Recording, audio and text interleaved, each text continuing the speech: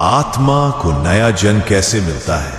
कौन तय करता है उसका शरीर, परिवार और भाग्य? मृत्यु के बाद आत्मा का सफर खत्म नहीं होता, बल्कि एक और अध्याय की शुरुआत होती है। गरुड़ पुराण कहता है, पुनर्जन्म कोई संयोग नहीं, बल्कि यह पूरी तरह पूर्व जन्म के कर्मों से जुड़ी हुई एक दिव्य योजना है।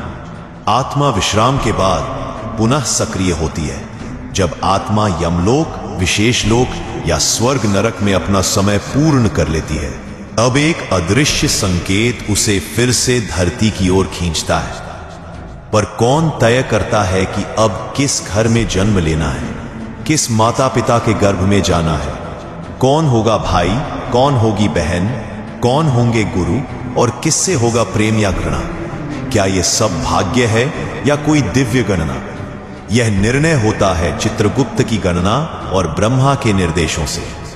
गरुड़ पुराण कहता है, ब्रह्मादेव पुनर्जन्म की संपूर्ण रूपरेखा तय करते हैं, परंतु आधार होता है आत्मा के पिछले कर्म। कैसे होती है आत्मा की अगली यात्रा की शुरुआत? चित्रगुप्त आत्मा का कर्म पत्र यमराज को सौंपते हैं। यमराज उस आत्मा के गुण, दोष और आत्मिक प्रगति के आधार पर उसे आगे भेजने का आदेश देते हैं। फिर आत्मा वायु वेग से पुनः पृथ्वी की ओर यात्रा करती है। अब ब्रह्मा के लोक में एक दैवी गणना होती है। कौन सा परिवार आत्मा के कर्मों को झेल सकेगा? कौन से माता पिता उस आत्मा को जन्म देने के योग्य हैं? कौन सा वातावरण उसके कर्मों को फल देने का माध्यम बनेगा? आत्मा को कौन सा शरीर मिलेगा? यदि आत्मा ने पशु वृत्ति वाले कर्म किए हैं तो पशु योनि, यदि उसने अधार्मिक और स्वार्थी जीवन जिया है तो नीच योनि, यदि उसने सेवा, भक्ति, संयम का मार्ग अपनाया है तो मनुष्य शरीर। गरुड़ पुराण कहता है, मनुष्य जन्म दुर्लभ है। यह केवल उसी को मिलता है जिसने पूर्व जन्म में सत्कर्मों की नींव डाली हो।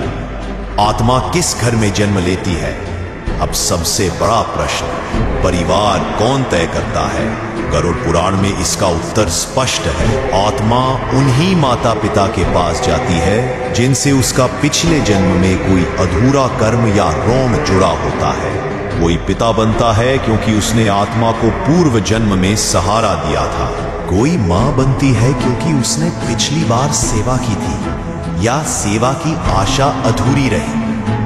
कोई भाई, बहन, पति या पुत्र, ये सब आत्मिक संधियों का परिणाम होते हैं। आत्मा को जन्म से पहले क्या दिखाया जाता है? गरुड़ पुराण एक अद्भुत बात बताता है। जन्म से पहले आत्मा को अपने आगामी जीवन की झलक दिखाई जाती है। उसे उसके भावी सुख दुख, शरीर की सीमाएं, रिश्तों के उतार चढ़ाव, सब कुछ दिखाया जाता है। और तब आत्मा स्वीकृति देती है, हे प्रभु, मैं यह जीवन भोगने को तैयार हूं। मुझे एक और अवसर दीजिए मोक्ष की ओर बढ़ने का। मां के गर्भ में प्रवेश। अब आत्मा एक भ्रूण के रूप में मां के गर्भ में प्रवेश करती है। यह यात्रा अत्यंत कष्टकारी होती है। गरुड़ पुराण में कहा गया है, गर्भ में आत्मा सिकुड़ी हुई अवस्था में रहती है। उसे अपने पिछले जन्म की स्मृति होती है। वह बार बार भगवान से प्रार्थना करती है, इस बार मैं भूल नहीं करूंगा प्रभु। पर जन्म लेते ही वह सब विस्मृत हो जाता है। जन्म की योजना का उद्देश्य क्या है? अब प्रश्न है, यह सब योजना क्यों? क्यों इतना जटिल खेल? क्यों नहीं आत्मा को सीधे मोक्ष मिल जाता? उत्तर है, क्योंकि आत्मा को स्वयं अनुभव से सीखना है। अगर किसी आत्मा ने दूसरों को अपमानित किया था तो अगली बार उसे अपमान सहने का जीवन मिलेगा। अगर किसी ने प्रेम में विश्वासघात किया था तो अगली बार उसे प्रेम की पीड़ा से गुजरना होगा। इस तरह आत्मा अपने कर्मों के फल को जीकर, समझकर और स्वीकार कर एक दिन मोक्ष के योग्य बनती है। गरुड़ पुराण का यह अध्याय हमें सिखाता है, जन्म लेना कोई साधारण बात नहीं। यह एक दिव्य, सटीक और पूर्ण योजना का परिणाम है।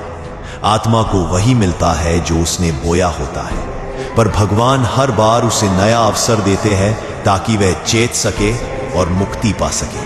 आपका जीवन आपकी आत्मा की एक यात्रा है। वह यात्रा जो आपने चुनी है और जिसमें आपके हर रिश्ते, हर सुख दुख का उद्देश्य है। इसे समझिए, स्वीकार कीजिए, क्योंकि यह अवसर बार बार नहीं मिलता। गरुड़ पुराण कहता है, जागो जब तक चेतना की डोरी तुम्हारे हाथ में है।